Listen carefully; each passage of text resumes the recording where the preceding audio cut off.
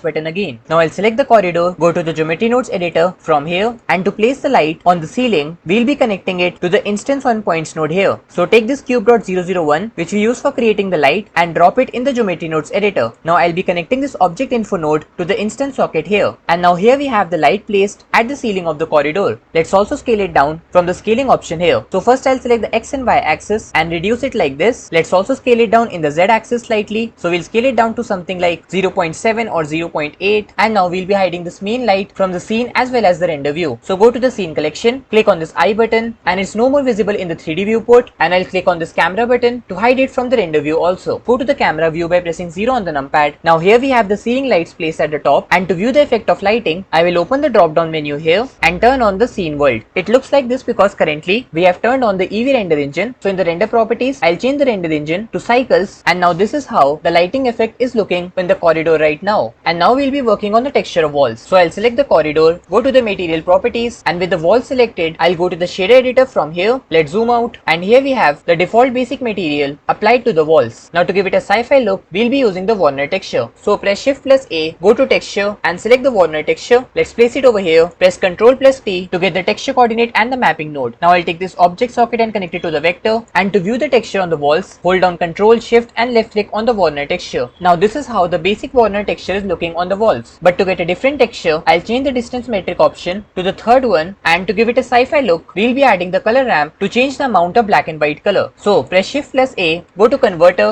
and select the color ramp. Let's place it over here, change the interpolation to constant, and now I can use these pointers to create this pattern on the walls. Let's also scale it up from the scale option here. So I'll keep it to something like 8 or 9. Let's change the position of the white pointer again, and now it looks like this. To give it a 3D effect, we'll be adding the bump node. So I'll take this principal BSTF and drop it over here. Press Shift plus A, go to vector and select the bump node. Let's place it over here and connect the normal socket in the bump node to the normal in the principal BSTF. And for the texture, I'll take the distance socket and connect it to the height in the bump node. And with this, we have the bump effect applied to the texture. And now we'll work towards finalizing the scene. So I'll go to the render properties and change the render engine back to EV. To get a proper lighting, we'll be adding some lights throughout the corridor. So for this, go to the top view by pressing 7 on the numpad, and here we have this default light placed in the scene. So I'll select it, press G to move it, and we'll place it over here. Then we'll be creating lots of duplicates of this light. So press Shift plus D, move it in the Y direction and place it over here. Press Shift plus D again, place it over here, and we'll be repeating these steps until we have added these lights throughout the corridor. So the shortcut to do this is to select all the 3 lights by holding Shift, select the remaining 2 lights, and now if I press Shift plus D to create the duplicate, we'll have the duplicate of 3 lights. Let's place it in the Y direction like this. Now press Shift plus D again, place the lights over here. Now I'll select this light, press G and move it over here. Let's select these 2, press Shift plus D, move the lights like this, then press Shift plus D one more time, and we'll place them over here. Now let's change the view, and this is how these lights are placed in the scene. In order to get them inside the corridor, I'll select all these lights, press G and Z and move them down like this, then left click to finalize, press 0 to go to the camera view, and now we have this lighting setup in the scene. Let's change their brightness and color. So I'll select a random light from here, go to the object data properties, and right now the power is set to 1000 watt, but since we are having so many lights in the scene, so I'll reduce the power to something like 100 watt. Let's also change the color of light, and I'll change the color to red color. And because of this red color, we also have these amazing shadows on the walls of the corridor. Similarly, we'll do the same with all the other lights. We'll change the power to 100 watt and assign some random colors. So I'll select this light.011, reduce the power to 100 watt, change the color to green color. Similarly for the next light, select it, reduce the power to 100, and we'll change the color to the dark blue color this time. Now I'll select the next light, change the power to 100 watt, and let's change the color to yellow color. Now I'll select the next light, go to the power option and reduce it to 100 again. Let's change it to light blue color. Similarly the next light, select it from here, go to the power option and change it to 100 watts, and this time I'll change the color to red color again. Let's select the next light, reduce the power to 100 watts, and for this one we'll be keeping the yellow color. Now I'll select the light.005, change the power to 100 watts, and yes, one thing to notice here is that we are done with all the lights on this side of the corridor where we have the camera, and now we are editing the lights on this part of the corridor. You can see the light of different colors in all these parts. However, here we still have the white color, which means that we have to edit the colors and the powers of all these lights. So I'll change the color of this light also, and let's assign the green color. Now I'll select the light.004, change the power to 100 watts, and similarly I'll change the color to dark blue. Now I'll select the light.003, reduce the power again, go to the color option and change the color to red color. Next light, reduce the power to 100 watts, change the color to yellow, and yes, it's completely up to you which random colors you want to assign to each light. And now I'll go to the light.001, reduce the power to 100 watts, change the color to pink color, and finally I'll select the last light, reduce the power to 100 watts and change the color to red color. Let's go to the camera view by pressing 0 on the numpad, and this is how our sci-fi corridor is looking right now. Now if you want, you can even create a simple animation where you will be navigating through the sci-fi corridor, and for this we'll be using the walk navigation. And yes, because we no longer need the geometry nodes, so I'll open up the layout workspace again from here, and this is how our scene looks now. Let's turn on the render view, go to the camera view by pressing 0 on the numpad, and this is how it looks. Now for the walk navigation, click on the view option here, go to navigation, and here we have the walk navigation. So I'll select this, and now if I move my cursor, you will notice that our camera view is now changing just like you experience in the open world games such as GTA, and in fact you can use the WASD keys in your keyboard. So if I press W, then you can see that we are navigating forward in the corridor. Similarly, I can press S to go backwards, A to move towards the left, D to move right, and in this way we can create a simple animation by navigating through this sci-fi corridor. To get back to the same position where we were before, I'll simply click the right mouse button, and to create an animation, we first need to assign a shortcut to use the walk navigation. And yes, let's also turn on the solid mode from here so that we can easily navigate around the sci-fi corridor without any lags in between. So to assign the shortcut to the walk navigation, click on the view option, then go to navigation, and if I take my cursor to the walk navigation and right click, then it will give me some options, and on the second number I have the assign shortcut. So I'll select this, and now it's asking me to press a key which is to be used as the shortcut to enable the walk navigation. But one thing to keep in mind is that we should assign that key which is not used as a shortcut somewhere else. So I'll be assigning the shortcut Shift plus Q, and now the shortcut is saved. So if I go back to the 3D viewport and press Shift plus Q, then now the walk navigation is activated, and to create the animation, I'll go to the timeline editor, and we need that the animation should be created automatically as we move through the sci-fi corridor. And for this I'll be turning on this auto key option, which will automatically add the keyframes whenever I make some changes in the scene. Let's also change the ending frame to a higher number like 1000. Now I'll play the animation by pressing spacebar, and to start the walk navigation, press Shift plus Q, press W to go ahead, and we'll be creating an animation like this.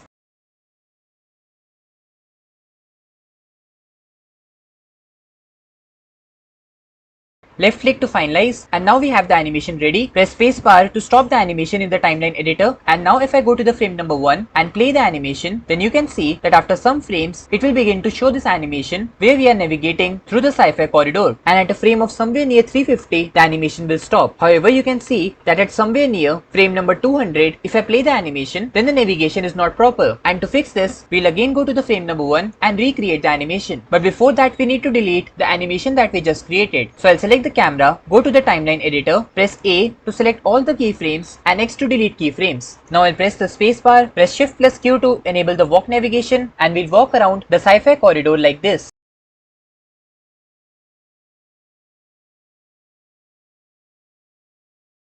Then left click to finalize and press spacebar to stop the animation. And you can see here that we have animation of somewhere near 400 frames, and to view the animation, I'll bring this pointer to somewhere near 130 frames and then press spacebar. And this is how the animation looks now.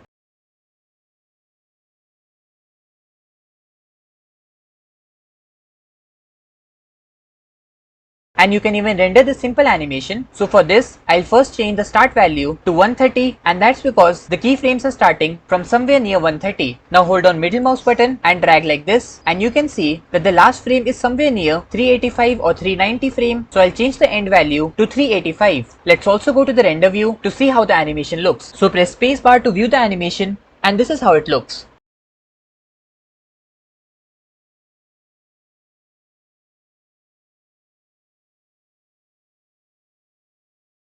And yes, one more thing to notice here is that at somewhere around 260 frame, if I play the animation, then you can see here that the change from frame number 265 and frame number 266 is very quick. And to fix this problem, we'll be adding some gap in between. So for this, first I'll increase the end frame to 390. Now I'll select only these keyframes here, press G and move it like this. And now if I play the animation again, then you can see that we are getting a much smoother movement or a much better animation than before. So I'll take the pointer back to the frame number 130 and let's play the animation again.